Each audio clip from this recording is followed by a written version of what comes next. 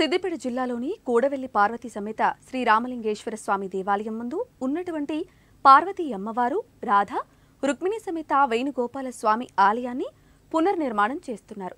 ఇందులో భాగంగా నేడు ఆలయం ముందు కళా ప్రదర్శన కార్యక్రమం నిర్వహించారు. ఈ కార్యక్రమం జరుగుతున్నంతసేపు గోవు చూస్తూ ఉండటం విశేషమైన అంశం.